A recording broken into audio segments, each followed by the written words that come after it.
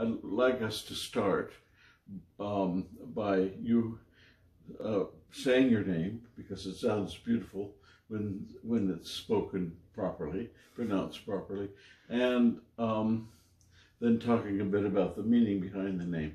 Okay. First of all, namaste. Namaste. I'm nervous because this is my first interview ever.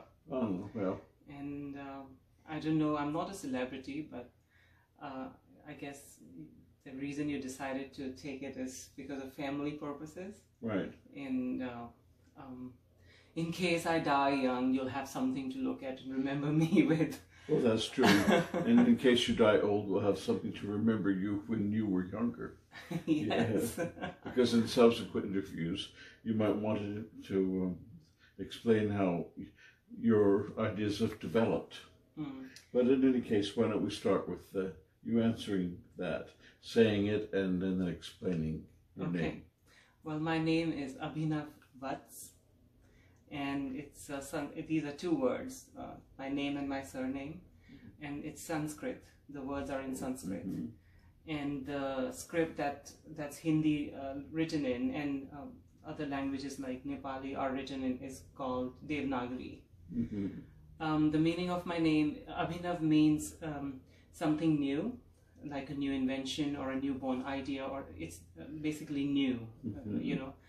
And Vats means a child, or a newborn living being. You know. Okay. The surname comes from, in India, you can identify a person's background by their surname. Mm-hmm. So it comes from some rishi or some pandit, going back thousands of years ago. That's my name. Okay. Well, so we talked about meaning behind your name. Mm-hmm. That brings us to the natural transition to life and meaning in life, and I'm wondering if in a few words you can state, does life have meaning, or what gives life meaning, and then we'll talk about your life in general. But let's start with life as an abstraction and meaning in life as an abstraction. It's a lovely question, and I'll have to think about this. Because I think in Hindi. Okay. I love my, one of the languages of India is Hindi, and I love it. So it takes me some time to translate into English and answer. Yeah, I think life, for me, I can speak for myself, I don't know about others. Life for me means it's a journey that you've been sent on to understand yourself better by working on yourself time and again. Mm-hmm. And it's correlated with other living beings that you share this planet with. It's like a whole sphere where, practically like a round circle, like the planet is, where you interact and understand why you're existing, what you're learning from your experiences in life, and how does it relate with other living beings and other situations. Okay. So I think it's a journey to understand and appreciate the reason to be alive. That's what life is. Okay. Well. And it never ends. I think I'll keep learning till the last day of my life about life, through people, through other living beings, through my experiences, through my mistakes, through my working on myself time and again, so that I don't commit those mistakes again, but I might. But that's what life is, really, because there would be no reason to exist if you were born with everything already told to you. Mm-hmm. If you're born perfect. Yes. The reason there are so many imperfections makes life more interesting. What does it mean to live a good life? That's a good question. I know. It's one that, yeah. I think when you start respecting what you have and don't take it for granted, when you understand and you start realizing that you don't have to take that the things that you've been taking for granted for a long time, and then there's this realization that you don't have to take those things for granted and be more respectful and thankful towards it, that's when you start living a good life. Because you start seeing goodness in the little things that otherwise you've been complaining about or not paying attention to. You know? Well, that you could keep your phone here. I can see the questions if it's more comfortable for you. So you've written all your questions on your phone. Well, How interesting. I'm just thinking, I think that there's a kind of natural transition. You grew up in India. And, now, before you ask me another question, what do you think about my answer? Because this interview should be like a discussion instead of just, let's not make it too formal. What is the meaning of good life for you? Well, I think it's very similar to what you just said, which is you discover things, you evaluate them, you integrate them with memories, and you try to develop, and you evaluate, you re-evaluate, you keep searching. Right. Life is a search that never ends. I mean, it's a learning process. The learning process, yeah. But that I think that you grew up in India, so what was that like? I mean, there were various difficulties that you had to face, and so you can just answer that as spontaneously as you wish. I was very fortunate that my papa was in the Indian Army. He was a very brave, very intelligent, very philosophical, smart, competent man, and because of his qualities, he always got the top job, and he, he progressed fast in his career, and he reached the position of being a commanding officer a few times in his life, which would place us in different cantonments throughout the country, in different states. Growing up in different states of India was like growing up in different countries, because every state has its own language, they have their own culture, they have their own costumes, and it was more traditional in the 70s, 1970s, 80s. You could see more Indian, the element of each state in people's culture, which is sort of fading away in a way, but it still is there, thankfully. So growing up in India, because of my father's job and his position and the person he was, both my parents, they encouraged us to learn from your surroundings. So that was great. I was learning a lot about different languages, different cultures, different communities, different, gender roles, different, and at the same time, I was in a very protective, highly open-minded environment in the Indian Army. And the Indian Army at that point of time, and I think it still is, was sort of a little British in its structure, so it was a great mixture of East and West. So I was, we had all girls and boys and whatever people identify as, had all kinds of freedom to explore, understand, question, and learn about yourself, really. So it was a mix of good and bad, because very early in my life, I was very sure about my gender identity, and I never had to come out because I was never in. If somebody would ask me at the age of 5, marriage is a big thing in India, so they would have questions like, who are you going to get married to when you grow up? Would it be a lovely girl and stuff? And I would always say, it's going to be a man. So, but that must have been daunting, though, for people. But because I was so open about my gender, how I identified as, I didn't know the word homosexual or gay because I was too young and I didn't know how to. It brought a whole lot of challenges. It was actually very difficult to be honest about who you are. I appreciate people who are honest about themselves, and I also appreciate people who are not, in the sense because they have to live a life in a very conservative environment. So I'm not judging people when I say, while other LGBTQ people had to live a concealed life, there were reasons for that. They had to live they had to respect their family members. I understand that.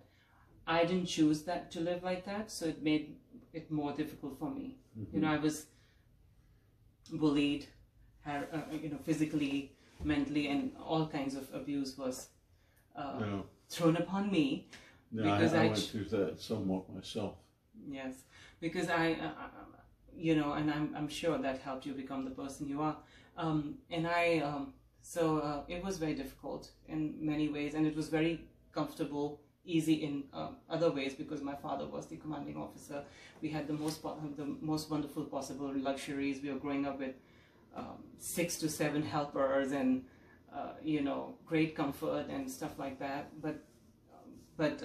So it was like a mixture of good and bad, and shades of gray. The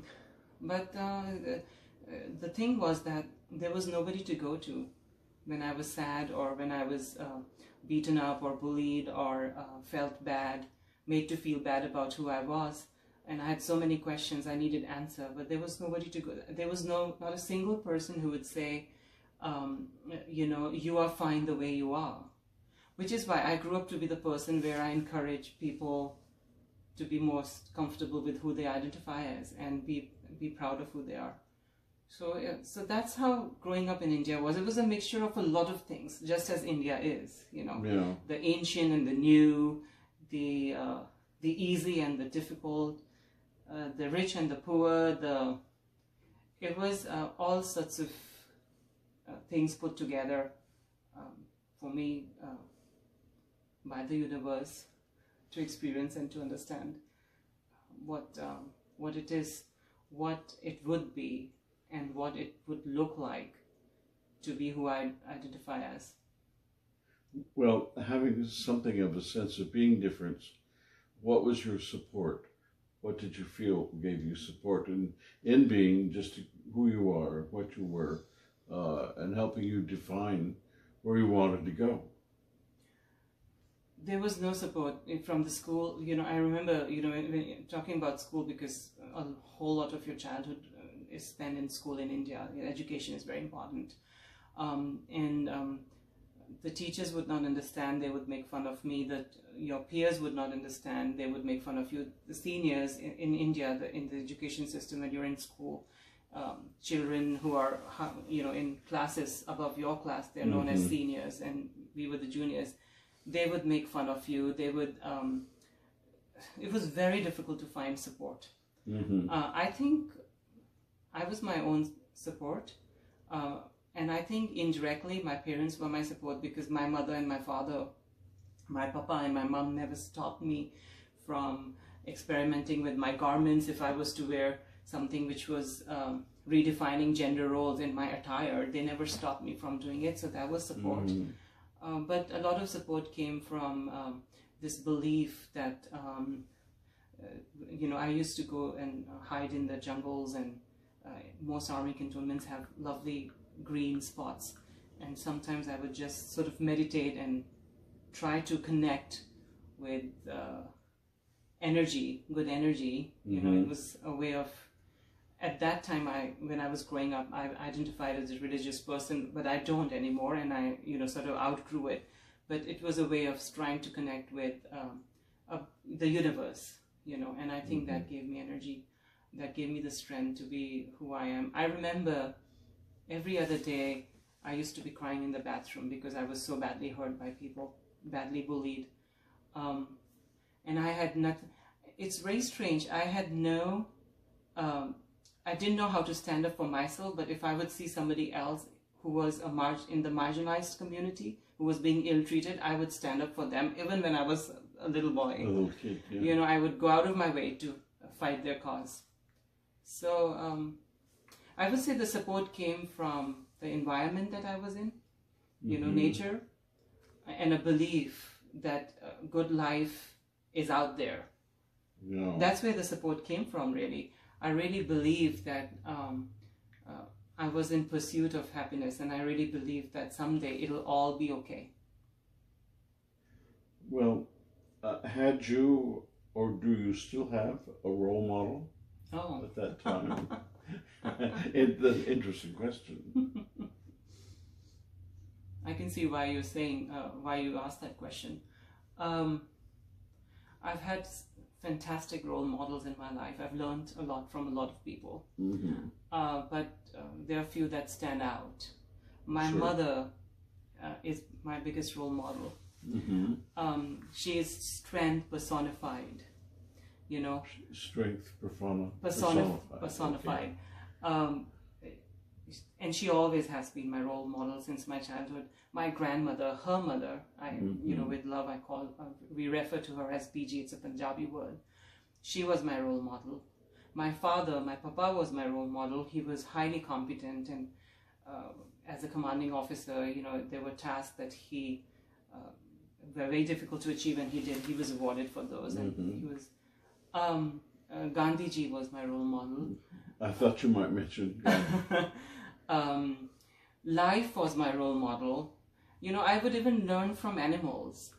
You know, I would.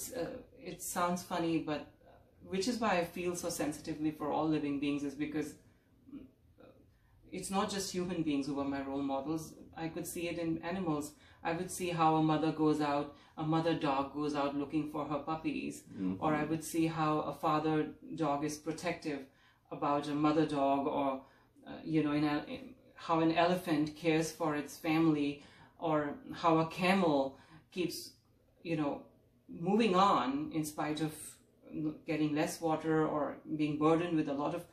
So I would be so appreciative of the idea of strength being derived from you know, the way that different living beings conducted their lives, that I would say they were all my role models. Okay. And you know, I was highly impressed by Florence Nightingale. Oh, really? Yeah, I was as a child, and you know, I read a story about how she looked after patients, and you know, that made me think that, and Gandhiji, of course, that you know, these are people who just give and they possess nothing, and they are so rich because they give so much. You know, like, it's human tendency to make everything political and try to criticize. But what we forget to do is look at the good side of things and people and living beings, and try to see how much of that goodness is in us, you know. So that's what I'll say. All right. Well, let's transit into slightly more dangerous territory. Would you talk a little bit about love? I must say, I'm sorry to interrupt you, but after I met you, you've also become one of my role models. Oh, well, thank you. So you are the parent that I never had. Or I had the most loving parents, but you were the missing link. So. Oh, well, good on that. Yeah. Well, anyway, as I say, we're moving into slightly more dangerous territory. Ooh, I'm scared. Which is, see, you're terrified, yeah. Why don't we talk a little bit about love and its various aspects, because of course there's more than one kind, or at least different philosophical schools have talked about more than one kind, and I think most of us experience love in many different senses throughout our life. So if you want to talk a little bit about, first of all, love is, and then some of your love experiences that were important. Okay, is that a fair question? That's a anything that you ask me is fair. Your family. you're somebody I love, and if you're asking about love, I would like to answer that question. I think love is all about the way I see love. I see it, it's a very interesting Indian habit to say. We always, it's like a cultural thing. We say there are two things. We like to put numbers to, three things. I don't have any number. I don't know. I can't say there are three things that makes love so important for me. 1, 2, 3. There are many things that makes love so important for me. But one of the things that I think is compassion. I think if there is compassion, there is love. If you feel, and if there is love, there is compassion. The reason you feel compassion for other living beings is because you have that love and they have that love, and your love connects with their love. Yes, okay. And it's good energy, like Om is energy for me. I believe in Om as a source of good spirit, which is good energy, And so when all the Oms, all the good energies, all the compassion within each one of us finds a connection, that's when love develops. That's when you discover that you have that love as well. That's one of the things I would. And can you repeat your question again? Well, first of all, the question was, how do you define love? How would you talk about love? Which I think you've done very well. Right, thank you. And there are many different ways of finding love or expressing love, yearning for love. And so I just thought, well, talk about those things which you are comfortable talking about within that realm. Well, in my life, I can't speak for others, but I've always had this pursuit for happiness. So some of it is my own, ideas of trying to find love, trying to find happiness, and some of them are society inspired or encouraged. You grow up in different societal norms, and in the end, human beings all think alike. Are you comfortable? You can scoot back. Yeah, my neck is a little tired. Well, why don't you scoot back a bit? But it's so far away. Just scoot back a bit, Dad. It'll be right. Are you better? A little bit. Anyway, well, let's continue. So, one tries to look for love by having a partner, a love partner, by getting married. That's where the societal thing comes in. Those are typical procedures, norms. One tries to find love, as I said, in other living beings, your pets, but maybe bigger, wilder animals. One tries to find love in your family, in your grandparents, your parents, in your best friends, in your friends. But I really think you truly discover love when you discover yourself. Well, that's when you also discover and respect the love in other people more. And then there are qualities, human qualities and talents and skills in which you can discover or try to find love. Like art for me is love. This is, by the way, one of my most favorite paintings ever, and this is done by you. Right. You made this painting, so I love it. So that's one example of trying to find love. Well, I think that in a sense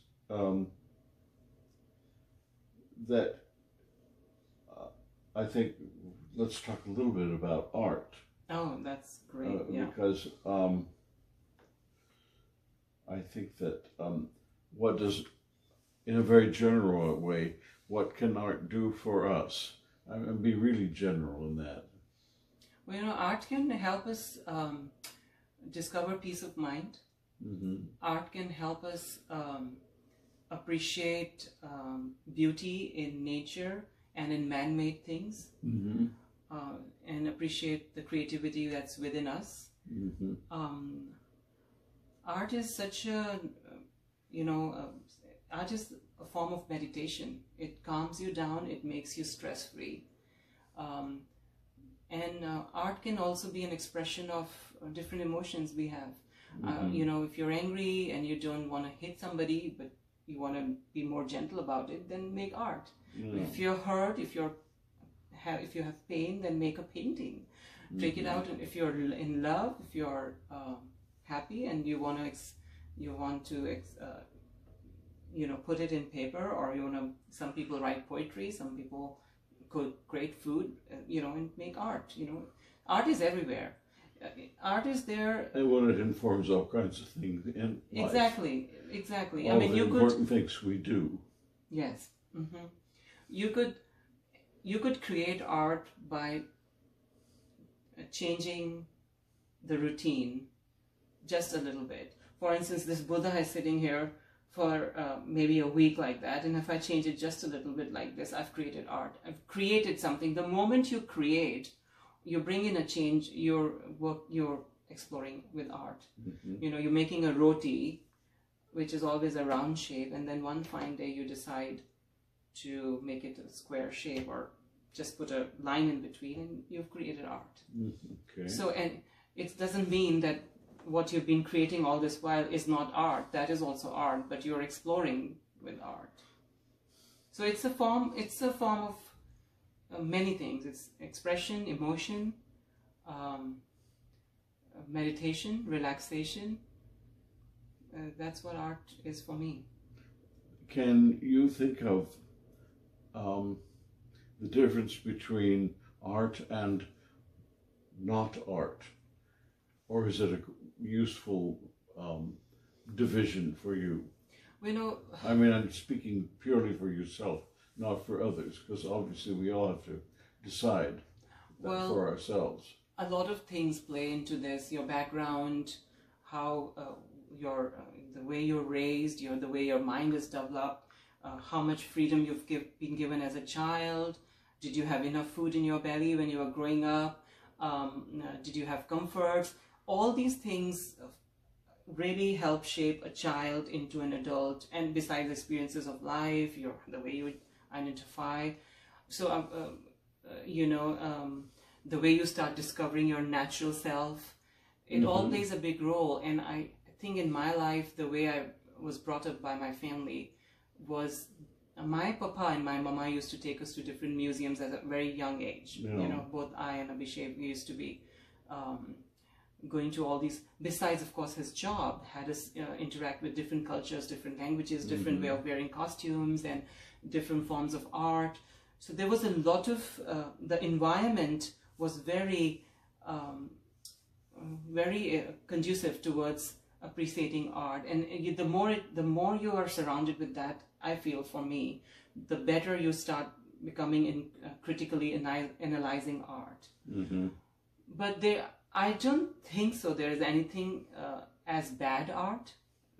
You know, we might like to say, oh, you know, I don't like that painting, or I don't like. It's probably because the way we have been raised up, we are not connecting with that thing. But there's nothing like bad art.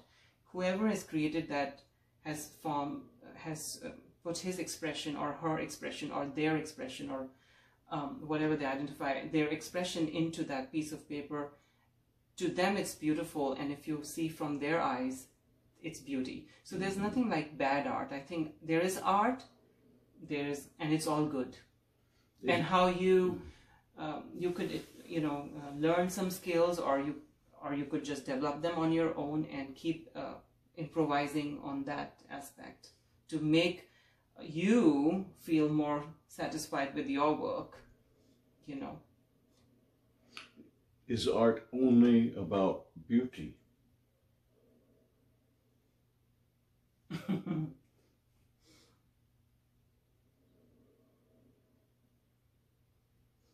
To the artist who creates it, it's all about beauty. He or she or they or it see art, see beauty in what they create, and that's why they are creating it. Even if it's the most unfriendly thing to see for someone who's not identifying with it, you know, or somebody might not like my work, they might hate it, but for me it's a form of beauty. You know, it's the same. I'm personally, for instance, I'll give you an example. I should make it personal. I wouldn't like to have any tattoo on my body, maybe just 3 dots here or something, but I can see it as a form of beauty and expression done by somebody else. Mm-hmm. So I think, and I can appreciate it, and I can admire it, and I can congratulate them on their courage to experiment with it. Mm-hmm. Okay, that's nicely said. Are you comfortable? Would you like to scoot back a bit? Well, I'm fine for now. Okay. Yeah. What is consciousness? Oh.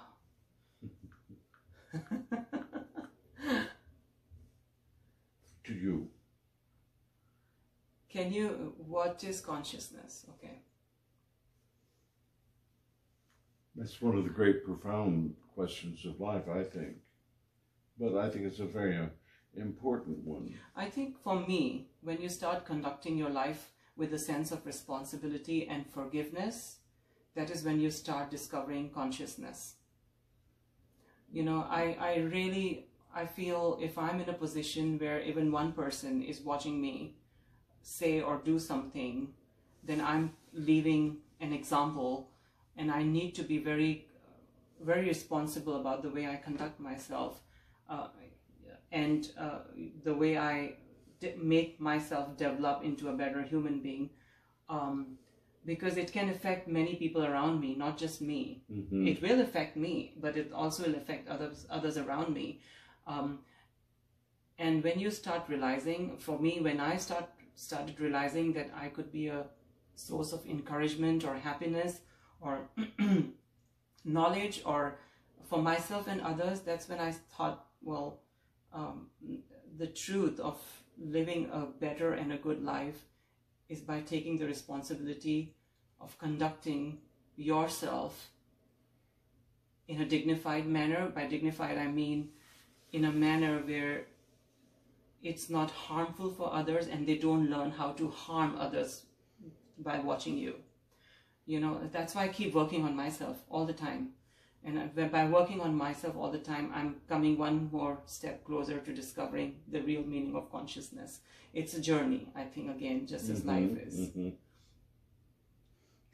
Are there any mysteries of life that you still wish to solve? There's so many mysteries of life I want to solve. I want to solve the mystery. But the biggest mystery of life that I want to solve is, why do I make the mistakes that I make? Oh, yeah. And I've always worked on it. You've gone with me to to sessions with my mind therapists, yeah, and you've seen how I really want to work on that and try to improve myself. But it's a mystery, and I think everything is related to your cognitive thinking, your environment that you grew up in, your cognitive thinking, your mind, your brain develops how many nutrients your mother was taking when she was pregnant, if you had enough food in your family when you were growing up. I mean, luckily and thankfully, I was highly privileged, and I wish everybody in this world be any living being. So it all comes to the fact that, you become the person you are, but you don't know. You don't know how it's affecting you as a child. And as you start growing up into a young adult and then an adult, you want to solve those mysteries. You want to know what made you the person that you are and how you could undo or work upon some of the things on yourself to make yourself a better person, But at the same time, I feel self-confidence is very important, and self-love is very, that should be no mystery to anybody. You should know, no matter how many mistakes you've done, it doesn't make you a weak person or any weaker than any person that you admire or idolize. You're as good as anybody else. And you're just working on yourself. You should not lose confidence in your being a good person, in being the best, but you're being the best in trying to fix yourself, Because you don't want to end up being a narcissist too. Heaven forbid. I know. Yeah, well, sure, I think, of course.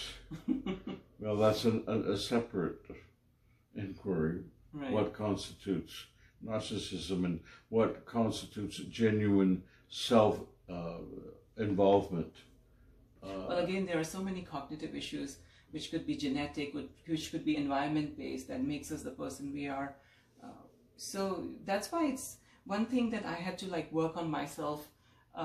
Growing up in India as a child, it's an ancient civilization. There are so many castes, creeds, genders, communities, and I think it's human nature to live in groups because it's sort of they protect themselves.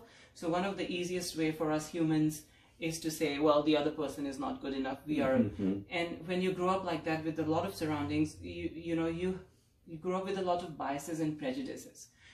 I realized that at a very young age, and I started working on it to deconstruct what was constructed, by society or by the environment. I think that's very important to do, because otherwise you'll be, one would be living in biases and not really, that doesn't help in self-development. Well, it reminds me of the little prayer, I love that. And we might stop, as I say. No, we could go on. I would. Well, we could, but my back is killing me. Oh well, scoot back, please. But, scoot back. Anyway, this is a good time to repeat, and I got this from. You should scoot back. Communications. Go back all the way. Set of communications. Thanks for listening. Yeah. Go back all the way to. This is a nice, comfortable. Well, this is good. I think it's, Anyway, I love this myself, which says, grant me the serenity to accept the ones I cannot change, the courage to change the one I can, and the wisdom to know it's me. Exactly. And well, that's so true. That is the way it is. What you sooner or later start understanding in life is it is you yourself that you have to work on the most. And understand that if you are not going to change yourself and still carry on living with those kind of small-minded notions and ideas wherever they've come from, then you're not helping yourself or anybody else in the bargain. Exactly. Yeah. How do we evaluate evidence? Is it possible to be objective? I mean, that's something that's very important, I think, in life. Do you have a synonym for objective? The word objective? Well, I think it means to. I'm not sure I know of a synonym. I think it means looking at something without bias and seeing to the heart of it as an element of some kind. Right. And to be honest about what you see at the heart of it. Well, I think it's very important to evaluate evidence. In my own life, I've always tried doing that. I never used to as a child, but as I started growing up, I wanted, I had to question myself and start believing in the idea of logical thinking first, and then start implying it into my life. And I think if you have to look at something with a logical sense, then you have to evaluate evidence. You cannot just say, oh, there is this, this divinity with 20 heads, and each head, if you wouldn't be objective about it, if you wouldn't be logical about it, you would really believe in it and keep living a life based on... Well, yeah, that's called dogma, I think. Well, and what you have to do is you have to try and understand maybe it was symbolic of a philosophy. Instead of senselessly following that creation, you try to understand the philosophy behind it. Look at the idea that has created that, and then if that idea is sensible to you and it helps you develop, imply that in your life. Yeah. For instance, I'll tell you, like Ganesh, you know, Well, I think it was a way of, at that time, whoever created the idea of Ganesh, I think it was a way of saying respect other animal life, respect other living beings besides human beings. So they had this sort of symbolism in a god, in a divinity, for humans to start. Now, if you start fasting or praying, which is fine, it's your choice, it's not bad. Whatever you like to do, that's great. But if you go crazy, a fanatic about it, and then you're at the same, on the other side, you are. If I was to go fanatic about, believing in a religious figure and ill-treating an elephant tied up in my house, or an animal in the jungle, and being cruel to it, what's the point? The idea of that divinity was for you to understand that you have to respect. You know what I mean? So logical thinking. It's good to evaluate evidence. It's good. It's good to pursue the idea of being objective. It's impossible to be 100% objective. well, But sure. it's so then you can put the pieces together and start understanding better. And it helps your intellect develop. Helps you become a better person. Is what I think. No. Well, it's looking for the truth behind things that we perceive or somehow appear in a certain form, Right. a specific form, doesn't necessarily mean that that's the final state of understanding Right. of that. Well, I've met, it's a great question, because I've met people who would, when I was growing up, I was a child and teenager and young adult, and even now, I've met people who would say, being gay is unnatural. Oh, And I'm thinking, why do you, some of them would say, it's mentioned like that in our religious texts. And I would say, so if it's mentioned like that in your religion, I'm thinking in my mind, if it's mentioned like that in their religious texts, wouldn't they want to question it and find out the reality of it all? And would you just want to blindly follow that text without questioning it? Everything that is in nature is natural. There's nothing unnatural. No. If it's in nature, it's natural. The only difference is the degree. There could be a minority group and a majority group, and usually the minority group becomes marginalized because the majority is the one that forms it. But it doesn't make them, you can't just kill the whole minority group just because it's not the majority. It's in nature. If it's in nature, it's natural. So that's when you're logical. That's when you need to evaluate evidence and understand. It'll help exactly. you. And when it'll help you become a better person and a more compassionate person. Because when I was young, one of the perceptions about gay people was that they would wind up lonely and bitter as old individuals. You can see, I'm so lonely and bitter. I'm just kidding.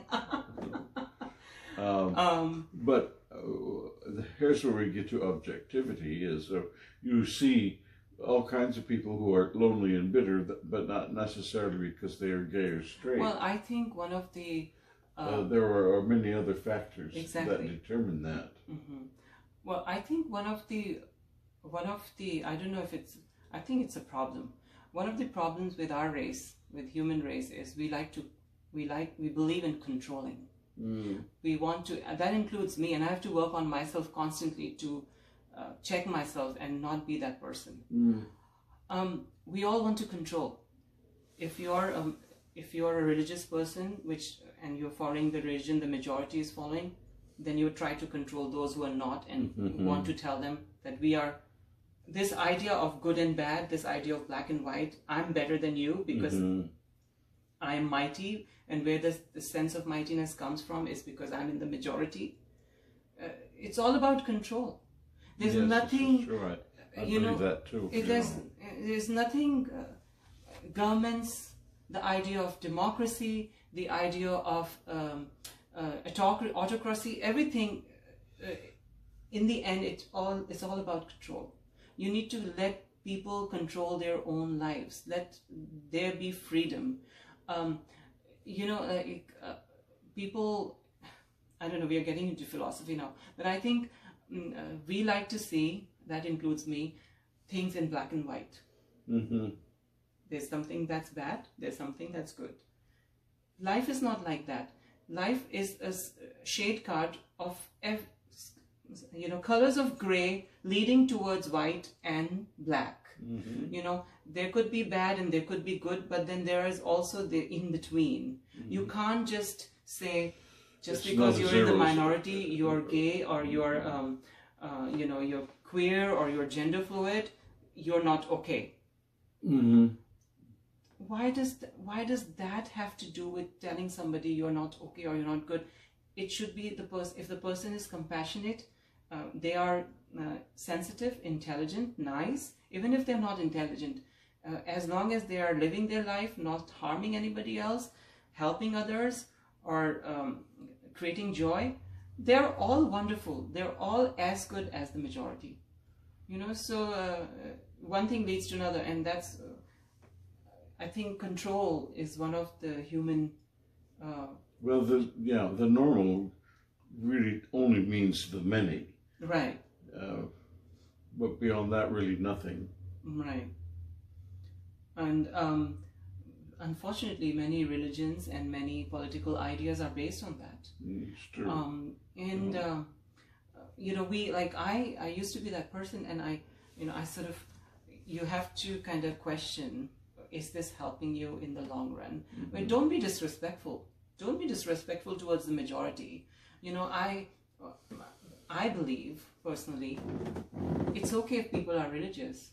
It's okay for me to go to a mosque or a temple or a church or any religious organization and love and admire the beauty of architecture, love what human beings have created, even though it is because they are religious. I might not identify with the idea of religion, but I do identify with the idea of appreciating their hard work.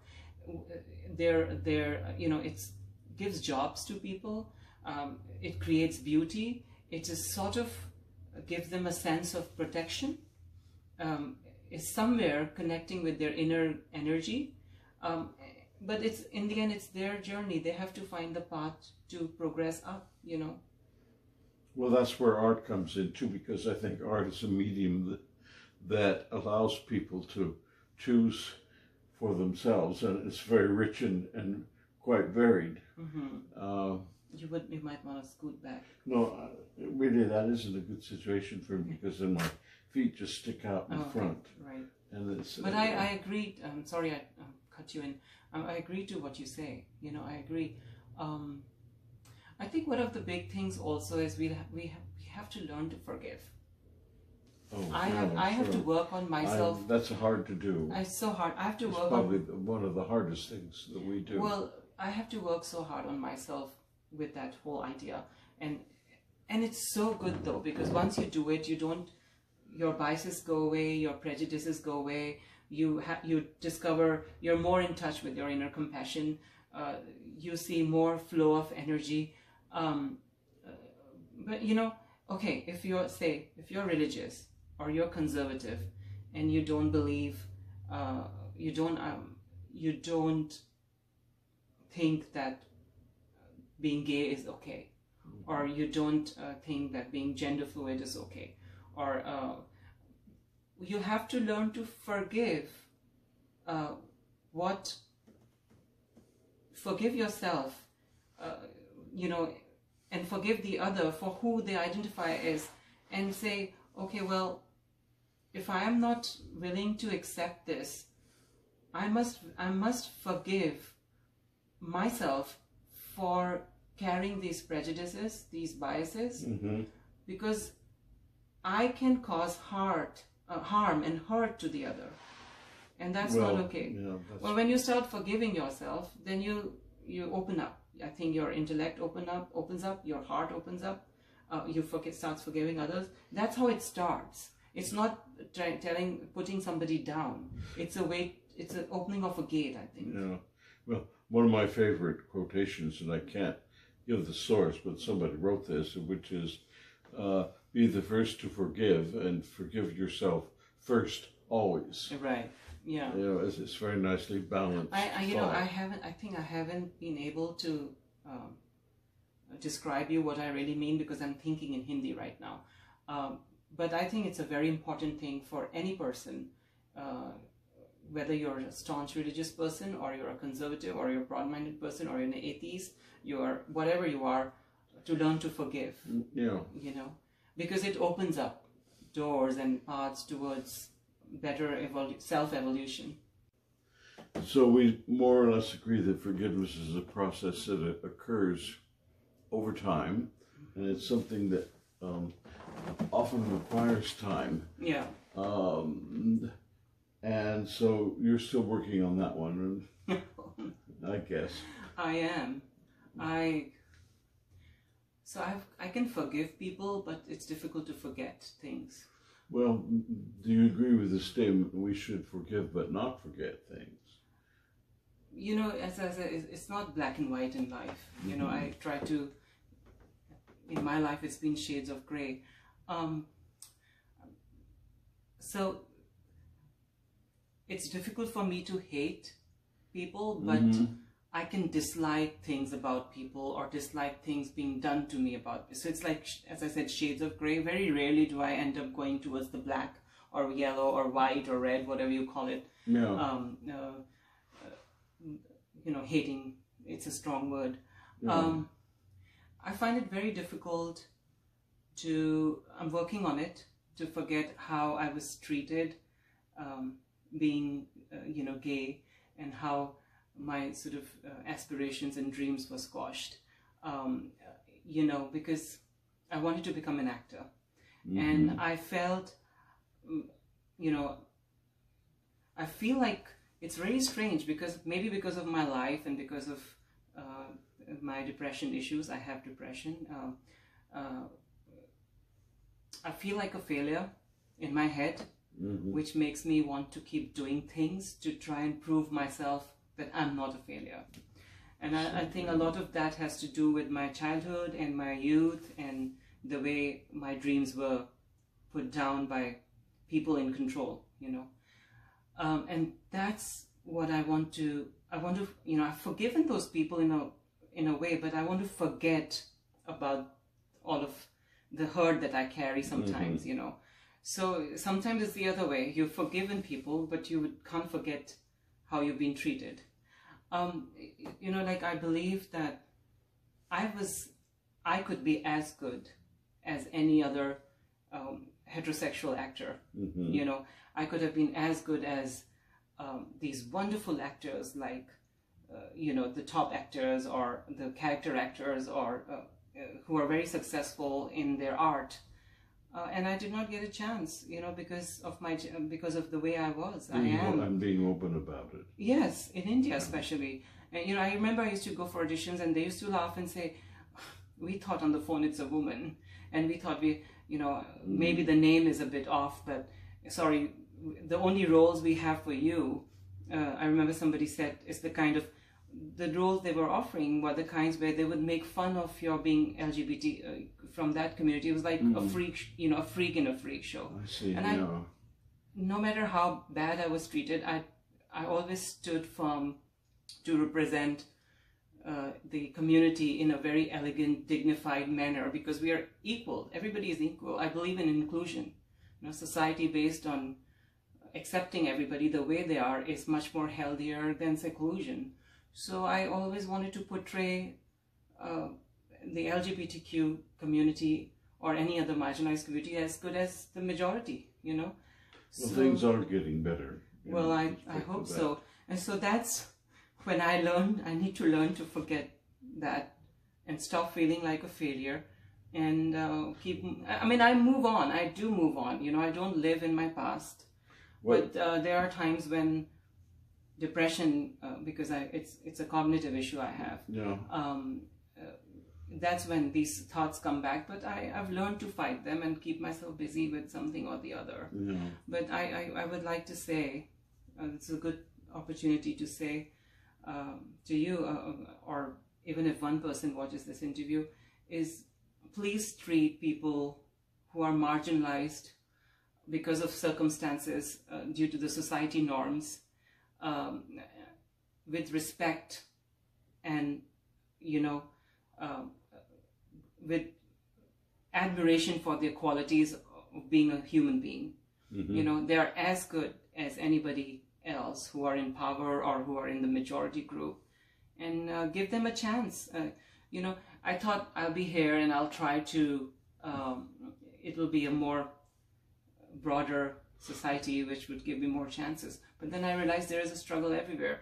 Well, there might be roles for straight sounding and looking gay men, but they're not as much roles or characters made for effeminate gay men who want to still be identified as a man but as an effeminate gay man.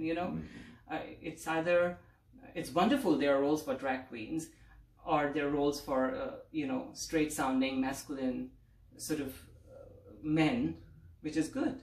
But then don't forget the effeminate gay characters. They also exist. They are part of life. Don't just put them away. So wherever you go in the world, people in the minority face some sort of discrimination, and I think we all have to work. I mean, I can't be judgmental and say everything's wrong about the majority group, because there's great support. As you said, things are changing. It's wonderful, but there needs to be more to it. Dad, when I was a kid, I used to watch some Indian award functions, film award functions, not the national award, which was very nice, but some other award functions. And I would always say these mono acts and, dances and skits being conducted by very intelligent, educated main actors, mostly men, who would impersonate themselves as transgender or transvestites or LGBTQ, and make terrible fun of them, very demeaning. And I would say, why are you doing this? If you want to create something that is drag, leave it to the drag queens. Present it with respect and dignity. And sometimes they used to do it with other minority groups, like people with disabilities, I would say, who are differently able. And I would feel very bad, and I would feel, I wish I had this, that's one time I would wish I had some control over a situation where I could change it and make it equal, without being controlling. Well, so, do you have any major regrets? I'm a human being. I have many regrets. One of my big regrets is that maybe I was young and there were circumstances, but my papa was lovely. He was a wonderful man. He was so busy though. Yeah. But he always took out time. But one of my regrets is I could have given him more time to connect with him and spend more time with him. Because believe it or not, when I once had a talk when I turned 19 or 20, I thought, well, this is the time to find out how my family sees me. And hats off to him when I said, have you realized that this is who I am, and I've been like this? And he said, it's wonderful. He was so supportive. Talking about support, my younger brother, I remember one of your first questions was, did you find support? Abhishek and my father, of course, when I had a talk with him when I was 19 or 20, I don't remember, came out with full support, Yeah. But my younger brother surprised me. He has always stood by me right from our childhood, just as I have with him and my other family members and loved ones. I think it's a family trait in our family. We stand by genuine people who really care, and I'm thankful for him as well. So, and support from you is always there.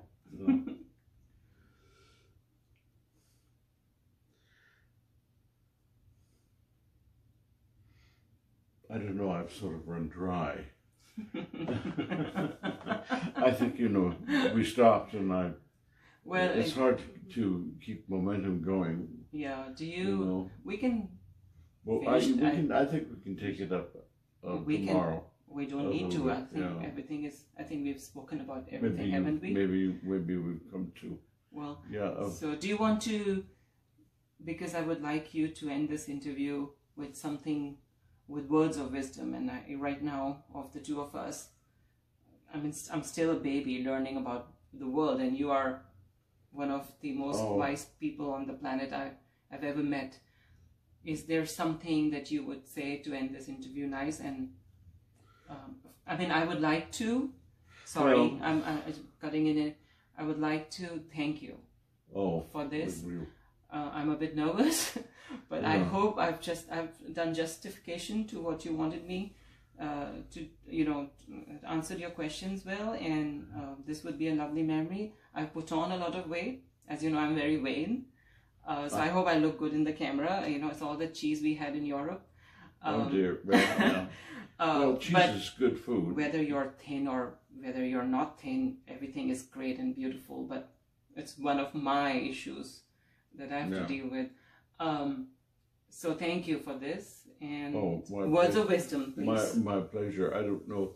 I always find it's a little bit dangerous when somebody asks for wisdom. My words of wisdom are, I understand that at least half of what this is not my idea, but I'll repeat it nonetheless, which is about half approximately of what I tell you is flawed in one aspect or another, but half of it is sound. But you have to decide which proportion is flawed and mend it within your own concept of things, if you join it with your own concept of things. Because there's no something that I say to you that is flawed within the context of your life may be quite sound in somebody else's life or in my life. Very well said. So, I've heard it put in the form of half of what I tell you is a lie, but I think that that's a very careless way to put it, because to lie means to deliberately deceive. And I think that really... but what you mean is... I think what I said is a better way of putting it, which is not every truth is a truth that works for all. Mm-hmm. And sometimes we have to understand that our truth combines new elements. Right. And it's almost, I think I so understand you very well. It's wonderful words of wisdom. I think what you're saying is have your judgments, but don't be judgmental. I'm very fond of that concept myself. Right. And I feel like people in the world, what you said is great. And I also want to say this, probably I'm repeating myself, but I'm also saying what you believe in, is no matter what your challenges are, no matter what your difficulties are, every other person has some difficulty or the other. Yeah, you can't just discriminate a person because they are differently abled, or they are in the marginalized group, or they might be even rich. I've seen a lot of people hating the rich or hating the poor. Why? Just look at the good qualities of people and ignore the bad qualities. If you're hating somebody, or if you're discriminating somebody, then you're not really believing in inclusion. We talk about inclusion these days, where the idea is to respect and accept the other just the way they are and see the good points in them.